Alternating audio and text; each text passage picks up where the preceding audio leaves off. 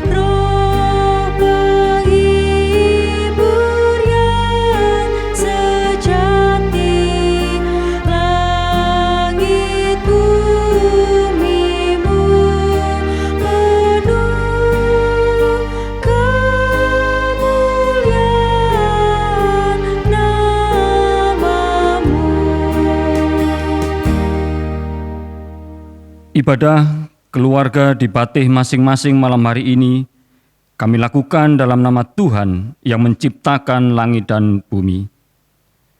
Anugerah dan damai sejahtera dari Allah Bapa dan Tuhan Yesus Kristus kiranya hadir di dalam hati dan kehidupan kita semua. Amin. Dipersilakan duduk kembali. Bapak, Ibu, Saudara, dan anak-anak yang dikasihi Tuhan, mari kita kembali memuji nama Tuhan dengan menyanyikan Kidung Jemaat nomor 46, baitnya yang pertama dan kedua.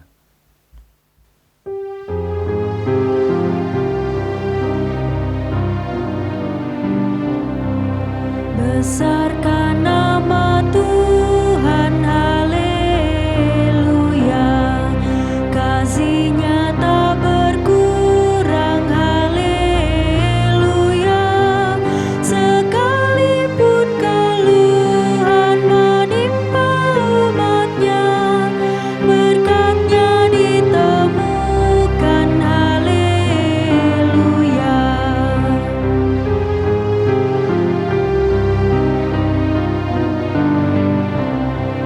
Diberinya hidup baru, gelap menjadi terang, sabdanya besertamu di ngarai yang kelam. Hai kamu yang selalu padanya berpegang, tak usah ragu-ragu, tuntunannya tentram.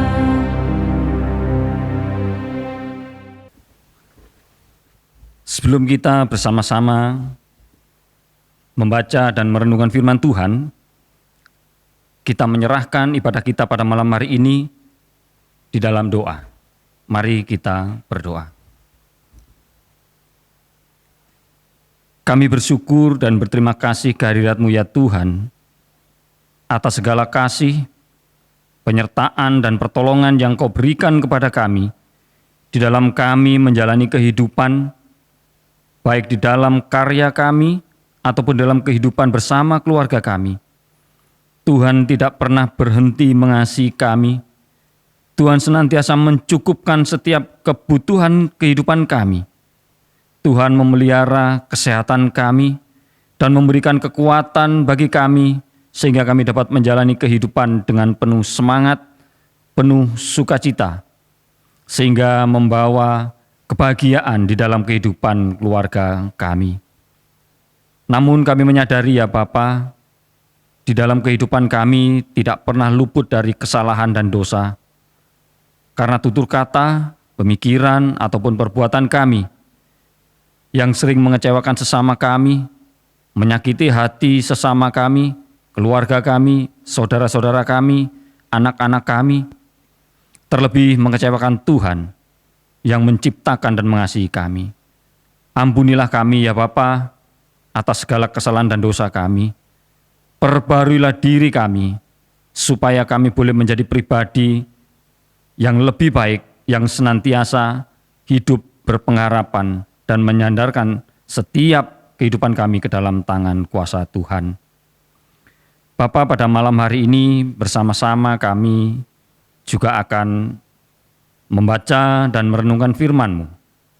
Hadirlah di tengah-tengah kami, buka hati dan pikiran kami, agar firman Tuhan yang kami baca dan kami pelajari boleh semakin menguatkan iman percaya kami, dan boleh firman Tuhan menjadi penuntun di dalam kehidupan kami hari demi hari.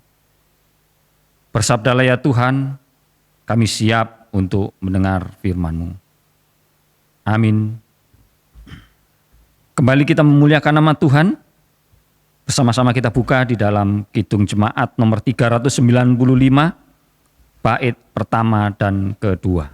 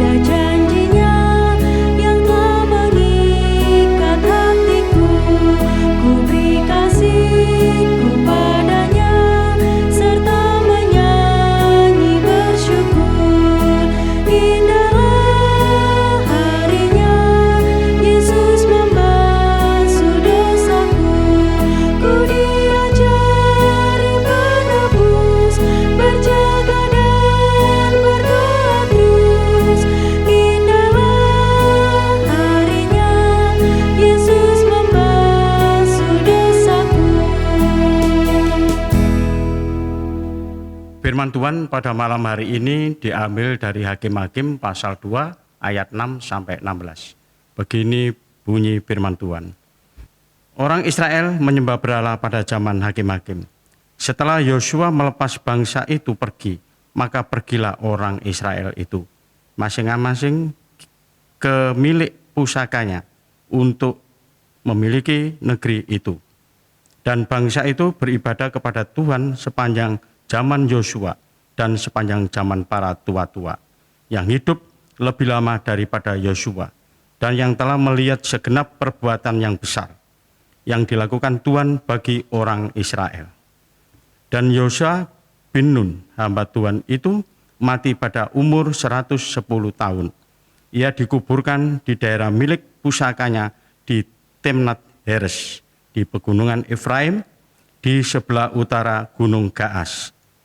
Setelah seluruh angkatan itu dikumpulkan kepada nenek moyangnya, bangkitlah sesudah mereka itu angkatan yang lain, yang tidak mengenal Tuhan ataupun perbuatan yang dilakukannya bagi orang Israel. Lalu orang Israel melakukan apa yang jahat di mata Tuhan, dan mereka beribadah kepada para Baal. Mereka meninggalkan Tuhan, Allah nenek moyang mereka yang telah membawa mereka keluar dari tanah Mesir, lalu mengikuti Allah lain dari antara Allah bangsa-bangsa di sekeliling mereka dan sujud menyembah kepadanya, sehingga mereka menyakiti hati Tuhan. Demikianlah mereka meninggalkan Tuhan dan beribadah kepada Baal dan para Asitoret. Maka bangkitlah murka Tuhan terhadap orang Israel. Ia menyerahkan mereka ke dalam tangan perampok dan menjual mereka kepada musuh di sekeliling mereka, sehingga mereka tidak sanggup lagi menghadapi musuh mereka. Setiap kali mereka maju, tangan Tuhan melawan mereka dan mendatangkan malapetaka kepada mereka, sesuai dengan apa yang telah diperingatkan kepada mereka oleh Tuhan dengan sumpah, sehingga mereka sangat terdesak. Maka Tuhan membangkitkan hakim-hakim yang menyelamatkan mereka dari tangan perampok itu. Demikianlah firman Tuhan.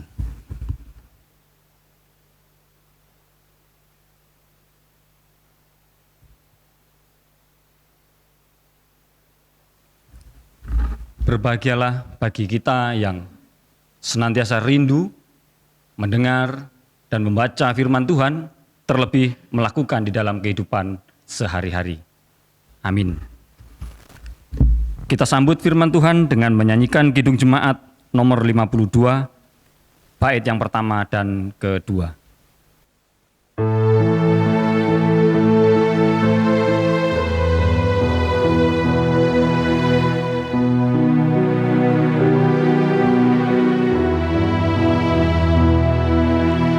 Sabda Tuhan bagai dirus hujan turun menyirami tanah dan tumbuhan, langit maupun bumi.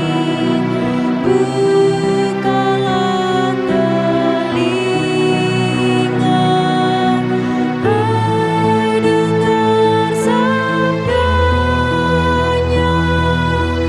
umat manusia.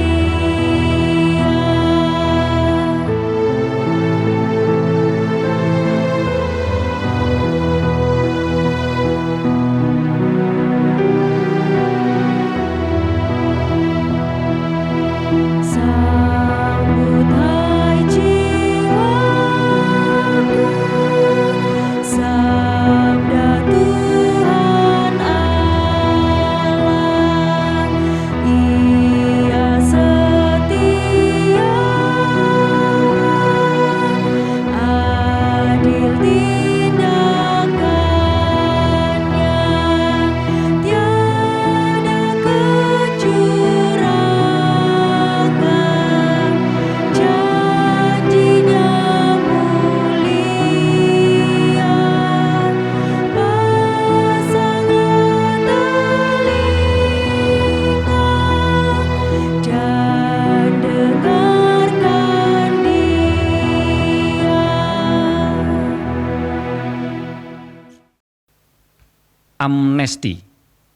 Itulah tema renungan kita pada malam hari ini. Bapak Ibu Saudara yang dikasihi Tuhan, sebagian dari kita tentu pernah mendengar atau mungkin membaca berita tentang program teks amnesti atau dalam bahasa Indonesia amnesti pajak.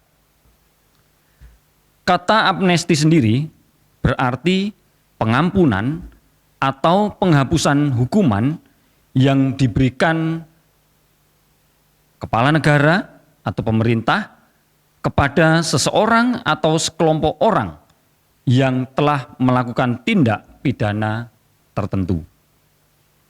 Nah, kalau amnesti pajak berarti pengampunan atau penghapusan hukuman yang diberikan kepada seseorang atau badan yang melakukan pelanggaran perpajakan. Program ini telah dilakukan beberapa negara di dunia, termasuk Indonesia. Tujuan dari program ini adalah upaya pemerintah meningkatkan penerimaan negara dari sektor pajak, memberikan ketaatan kepada para wajib pajak, serta memperbaiki sistem perpajakan di suatu negara. Demikian pula yang dilakukan di Indonesia. Bila selama ini wajib pajak tidak taat terhadap peraturan perpajakan, entah tidak membayar pajak atau menyembunyikan data kekayaannya sesuai ketentuan, ini diberi kesempatan untuk melakukan pembayaran pajaknya dan melaporkan kekayaannya dengan dikenakan tarif yang ringan, penghapusan denda, bahkan dibebaskan dari tuntutan hukum akibat kelalaian pajak. Kalau dengan bahasa yang umum, para pengemplang pajak ini, tanda kutip, diberi kesempatan untuk memperbaiki laporannya. Ini juga berlaku bagi para wajib pajak yang memiliki harta kekayaan yang disimpan di luar negeri, yang mungkin tidak pernah dilaporkan. Seperti dibahasakan uangnya atau hartanya ini diungsikan, ditaruh di negara yang tidak memungut pajak. Ini juga diberi kesempatan untuk melaporkan dan mengembalikan hartanya ke dalam negeri dengan biaya tebusan yang ringan. Dengan melakukan kewajiban ini, para wajib pajak akan mendapatkan keringanan biaya tebusan dan bebas dari denda atau jerat hukum. Tetapi tidak mudah. Program yang sedianya diharapkan mampu mendongkrak penerimaan pajak, membuat para wajib pajak ini supaya taat, tetapi belum mendapat respon yang maksimal. Peluang atau insentif yang diberikan pemerintah belum direspon maksimal oleh para wajib pajak. Padahal setelah program ini berakhir, maksudnya program amnesti pajak ini berakhir, akan berlaku aturan normal. Jadi yang ketahuan ngemplang, tidak membayar pajak atau menyembunyikan harta kekayaannya, tidak dilaporkan, ini akan dikenakan sanksi hukum bila ternyata setelah dilakukan pemeriksaan terbukti bersalah. Bapak Ibu Saudara yang dikasihi Tuhan, seperti program teks amnesti dari pemerintah, Tuhan juga menawarkan pintu pengampunan bagi manusia. Hal ini adalah wujud dari kasih-Nya kepada manusia. Di dalam bacaan tadi dikisahkan bagaimana Tuhan menghukum bangsa Israel karena dosa-dosanya. Dikisahkan bila semasa hidup Nabi Yosua, bangsa Israel begitu taat kepada Allah. Tetapi setelah Yosua meninggal dan generasi para tua-tua ini sudah berganti dengan generasi yang baru, kehidupan bangsa Israel ini berubah 180 derajat. Mereka tidak lagi mengenal Allah. mereka menjadi jauh dari Allah. Mereka sekarang menjadi penyembah berhala dan Baal sebagai dewanya. Hal ini membuat Tuhan pada akhirnya memberikan hukuman kepada bangsa Israel. Sampai-sampai mereka diserahkan kepada perampok dan orang-orang jahat yang pada titik terendah mereka tidak berdaya lagi. Ini karena para generasi baru tidak belajar atau mungkin tidak diberikan pengajaran oleh para tua-tua terdahulu. Atau bisa jadi mereka mengabaikan ajaran para tua-tua dahulu. Akibat mungkin kalau sekarang modernisasi, cara pandang, cara hidup yang berbeda. Sehingga mengabaikan keselamatan, penyertaan, penebusan yang dilakukan oleh Tuhan. Sehingga Tuhan tidak lagi menyertai, tetapi menghukumnya sampai pada titik yang terendah. Tetapi kasih Tuhan pada bangsa Israel ini sangat besar. Setelah Tuhan memahami penderitaan bangsa Israel selama menjalani hukuman dan penindasan, Tuhan memberikan jalan keluar. Tuhan memberikan penyelamatan dengan membangkitkan hakim-hakim untuk memberikan pertolongan kepada bangsa Israel supaya menjadi berubah.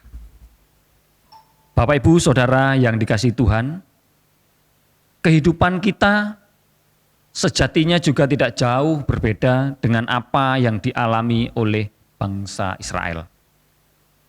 Dan juga tidak jauh berbeda dengan para wajib pajak yang telah diberi kesempatan pengampunan.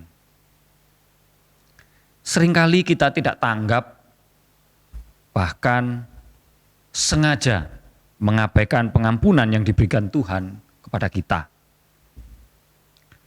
Syarat penebusan bagi kita yang diminta setia pada apa yang diajarkan Tuhan, tidak sepenuhnya kita bisa mengikuti. Kita tidak bisa menjalani atau kita terapkan di dalam kehidupan sehari-hari. Mungkin kita beranggapan apa yang dipersyaratkan Tuhan bagi kita sangat berat dan menyulitkan di dalam kehidupan kita. Tanggung jawab besar untuk mengasihi Tuhan serta mengasihi sesama, terlebih saling mengampuni, menjadi sangat sulit untuk kita jalani. Padahal inilah yang justru menjadi penghalang pengampunan Tuhan bagi kita. Karena kita sendiri tidak mampu memahami apa yang menjadi harapan Tuhan bagi kita. Seringkali kita tidak mampu mengasihi Tuhan dengan tulus dan jujur. Kita seolah-olah tidak mengenal Tuhan. Seolah-olah Tuhan itu jauh. Kita tidak perlu berdoa. Kita tidak perlu membangun ibadah. Kita tidak perlu melaksanakan tugas-tugas gerejawi. Dan berbagai hal terkait kewajiban kita membangun komunikasi yang baik dengan Tuhan. Demikian juga di dalam kita mengasihi sesama. Kita akui kita masih kurang tulus. Seringkali kita menganggap orang lain selalu salah. Orang lain lebih rendah dari kita. Kita yang lebih unggul. Kita yang lebih berhasil. Kita lebih kaya, lebih kuat, lebih berkuasa. Bagaimana dalam hal saling mengampuni? Justru semakin berat. Karena sifat manusia ketika diperhadapkan pada pengampunan terhadap sesama akan menjadi sulit dan berat.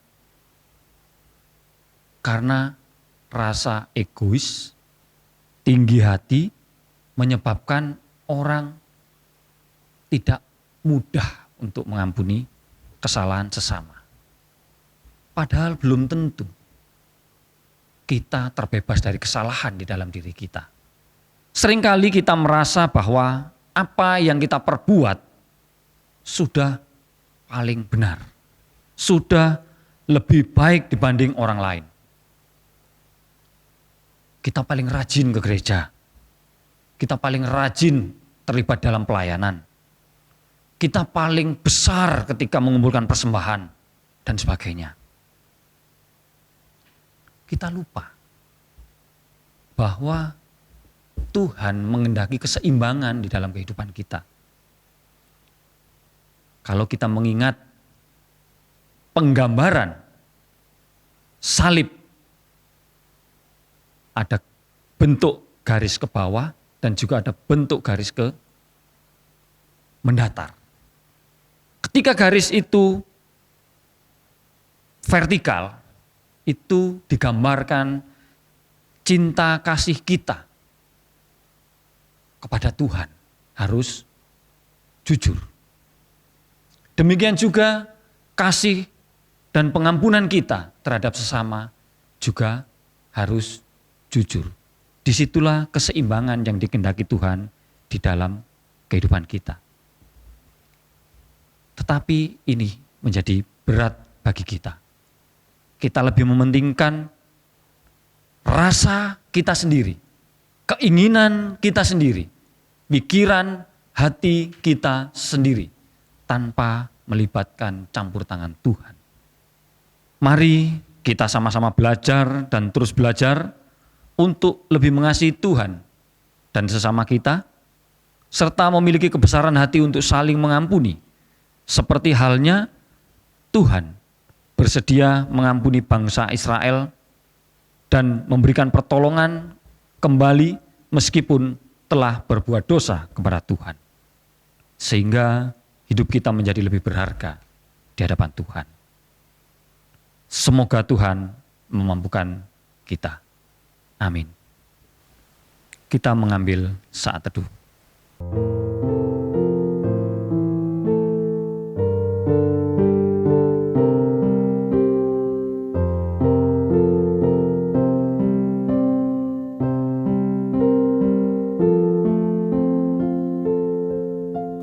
Selesai.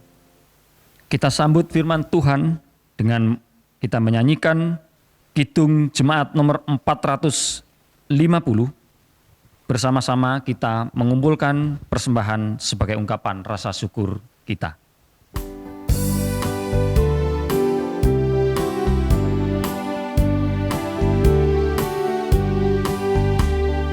Hidup kita yang benar haruslah mengucap syukur, dalam Kristus bergemar, janganlah takabur,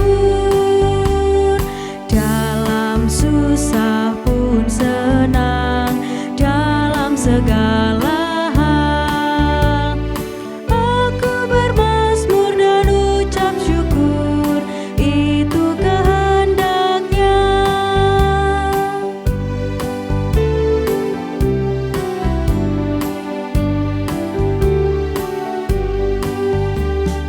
Biar badai menyerang, biar ombak menerjang, aku akan bersyukur kepada Tuhanku, dalam susah pun senang, dalam segala hal aku bermazmur dan ucap syukur, itu kehendaknya.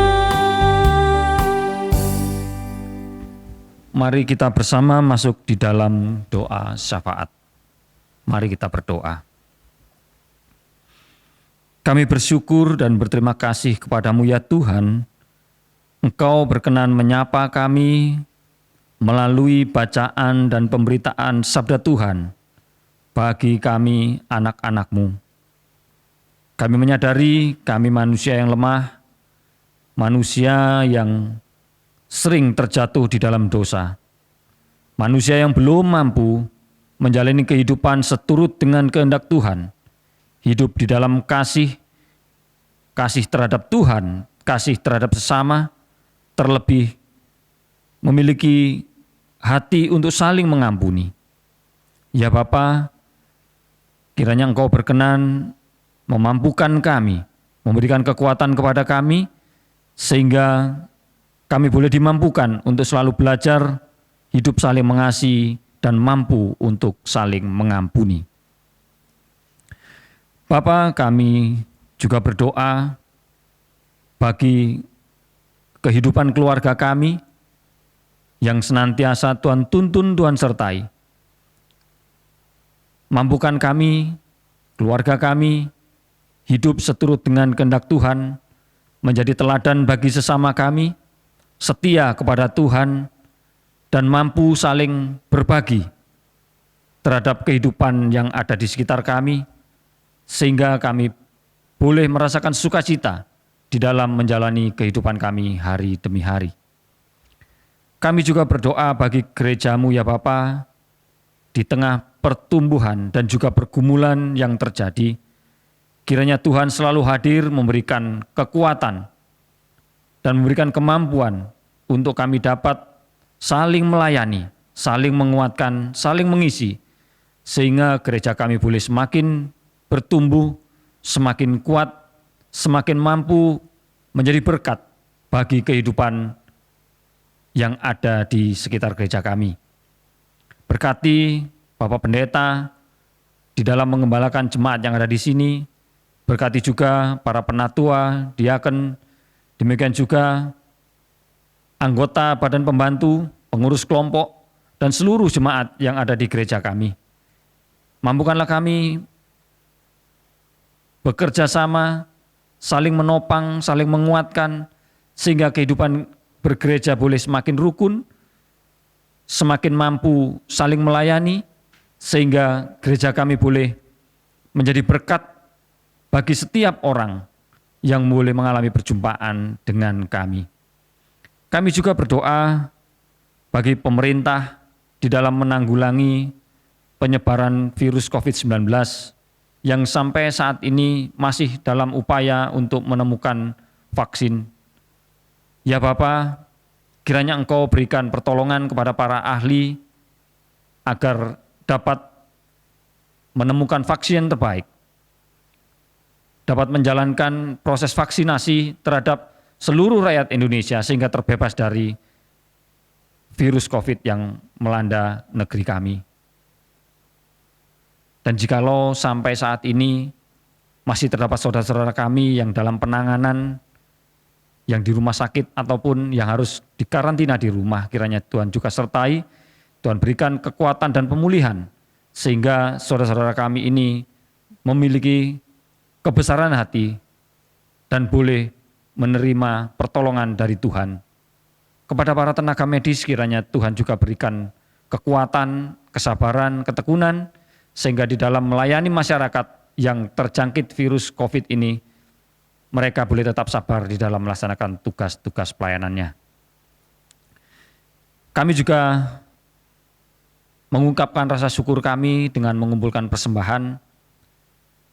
Kiranya Tuhan berkenan menerima dan menyucikan dan memberkati, sehingga persembahan yang kami persatukan bersama-sama ini boleh menjadi sarana di dalam melanjutkan kehidupan pelayanan yang ada di jemaat kami. Berkati setiap tangan yang boleh memberi, mengumpulkan persembahan ini. Berkati juga saudara-saudara yang Tuhan percaya untuk mengelola persembahan yang boleh kami kumpulkan ini dengan penuh sukacita dan tanggung jawab. Dan jikalau kami akan mengakhiri ibadah kami pada malam hari ini untuk kembali menjalani kehidupan kami masing-masing, kiranya Tuhan senantiasa hadir, memberikan pertolongan, menuntun dan memampukan di dalam kehidupan kami untuk tetap setia, taat kepada Tuhan, dan mampu menjalani kehidupan seturut dengan kehendak Tuhan. Kami menyerahkan setiap pengharapan, doa, dan ucapan syukur kami sepenuhnya ke dalam tangan kuasa Tuhan kami, Yesus Kristus. Amin. Bapak, Ibu, Saudara, saya undang bangkit berdiri. Mari kita akhiri ibadah pada malam hari ini dengan kita menyanyikan Kidung Jemaat nomor 457, bait yang pertama.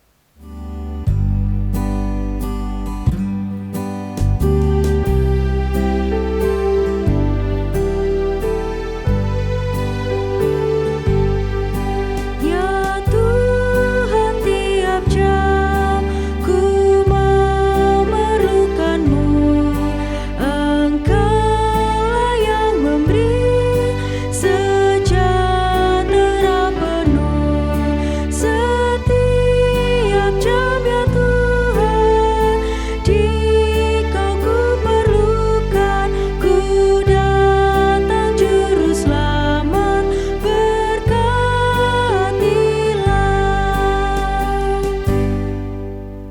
Mari kita bersama-sama mohon berkat kepada Tuhan. Tuhan Allah Bapa yang menciptakan langit dan bumi senantiasa memelihara dan memberkati. Tuhan Yesus Kristus sumber segala kasih dan keselamatan senantiasa mengasihi di dalam kehidupan sehari-hari. Roh Kudus sumber segala terang dan kekuatan senantiasa membimbing di dalam kita menjalani kehidupan saat ini sampai selama-lamanya. Amin. Dipersilahkan duduk kembali.